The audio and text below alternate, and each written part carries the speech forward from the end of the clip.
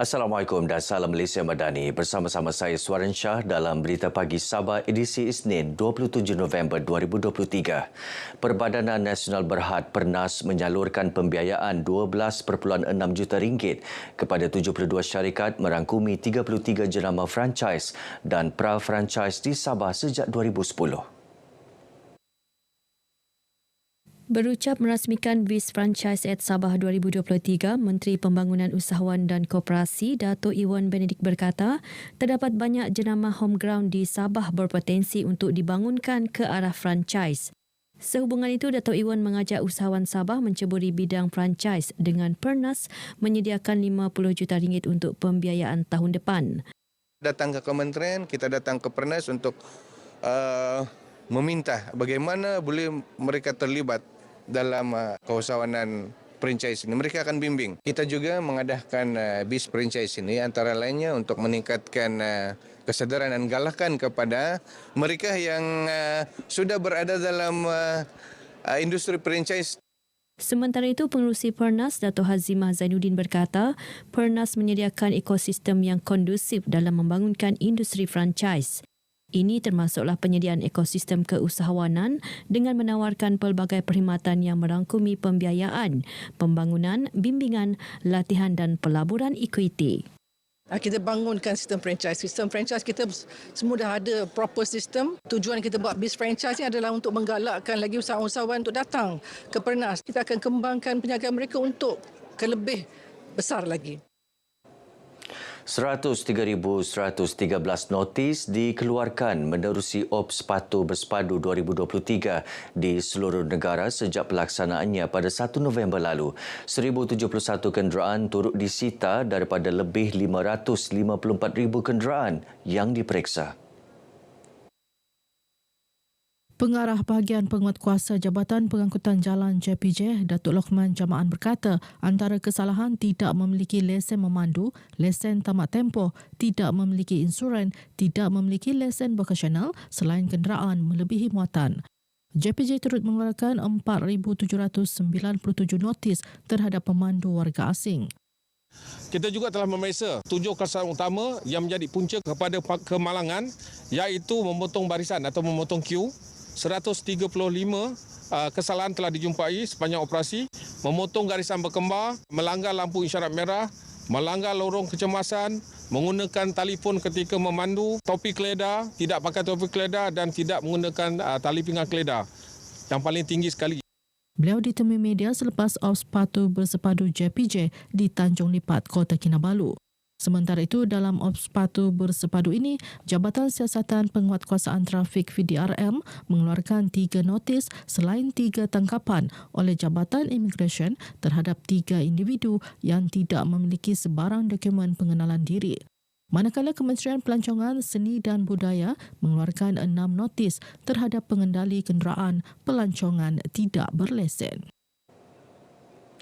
Pengusaha industri makanan diharap terus komited dalam memastikan penghasilan makanan yang selamat dan berkualiti kepada pengguna. Timbalan Ketua Menteri Datuk Syahelmi Yahya berkata, menjadi tanggungjawab mereka memastikan keselamatan makanan sentiasa di tahap terbaik dan memperkukuh amalan penyediaan makanan bebas pencemaran.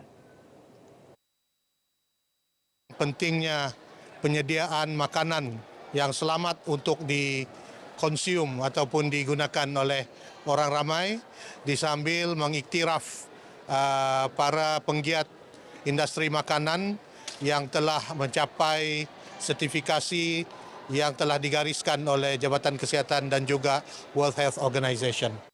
Datuk Syahelmi ditemui media selepas merasmikan Hari Keselamatan Makanan Sedunia dan Agenda Nasional Malaysia Sihat peringkat negeri di Putatan.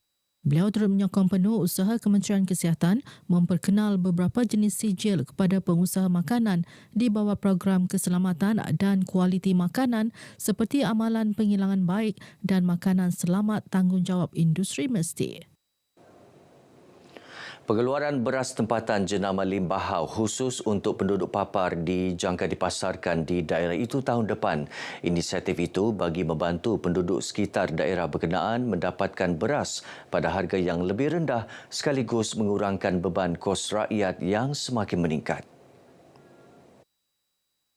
Adun Limbahau Datuk Juil Nuhatim berkata, pihaknya telah pun berbincang dengan pengusaha dan pengilang padi bagi tujuan pemprosesan, pengeluaran dan pemasaran padi tersebut. Beliau optimis pengeluaran beras tempatan itu akan mengurangkan kebergantungan terhadap beras import di pasaran. Tanah-tanah sawah yang terbiar sudah dibuka semula dan saya telah berbincang dengan pengilang padi bahawa semua padi itu kita akan beli, simpan di kilang dan kita akan jadikan beras menjadi beras. Kemudian kita buat packaging sendiri atas nama beras Limbahau. 31 mangsa kejadian ribut di kawasan Apas, Tawau menerima bantuan keuangan. Bantuan disampaikan Pembantu Menteri kepada Ketua Menteri Datuk Nizam Abu Bakar Titingan. InsyaAllah kita sentiasa prihatin kepada mangsa-mangsa yang terlibat dan kita berharap agar sekiranya kita ingin membuat rumah, perlulah rumah itu dibina dengan mengikut spesifikasi ataupun peraturan yang ditetapkan oleh majlis pihak berkuasa tempatan supaya rumah yang kita bina itu adalah rumah yang kukuh untuk kita duduki. Dan kita juga berharap agar dalam keadaan cuaca yang tidak menentu ini, kita berharap agar semua penduduk dapat lebih berwaspada dan memastikan bahawa diri mereka, keluarga mereka dan juga harta benda mereka juga berada dalam keadaan yang selamat. Kejadian pada Khamis lalu mengakibatkan beberapa rumah terjejas melibatkan penduduk di Kampung Titingan, Kampung Batu Empat, Kampung Hidayat dan Kampung Batu Payung. Sambutan Hari Kanak-Kanak mampu memupuk budaya penyayang dalam kalangan warga sekolah selain menggalakkan kesedaran mengenai hak kanak-kanak yang memerlukan perlindungan, pendidikan dan kasih sayang. Pembantu Menteri kepada Ketua Menteri Datuk Nizam Abu Bakar Titingan berkata, usaha menerapkan nilai-nilai murni itu secara tidak langsung mewujudkan suasana pembelajaran yang harmoni di sekolah. Sambutan Hari Kanak-Kanak di peringkat sekolah ini dan ini merupakan satu program yang menunjukkan bahawa komitmen dan keprihatinan sekolah ini kepada kemenjadian murid-murid yang belajar di sekolah ini sempena kita meraihkan Hari Kanak-Kanak kerana kita yakin dan kita faham bahawa kanak-kanak juga mempunyai hak sebagai manusia yang ada di dunia ini. Menurut Datuk Nizam, sambutan Hari Kanak-Kanak bertemakan hak kami, masa depan kami, mengangkat martabat kanak-kanak dan hak mendapatkan kemudahan prasarana yang lebih baik untuk proses pembelajaran lebih berkesan. Dalam majlis berasingan, Datuk Nizam yang juga Adun Apas berkata, penganjuran kejohanan olahraga di sekolah antara platform terbaik bagi melahirkan murid yang cergas dan cerdas untuk menjadi modal insan berkualiti.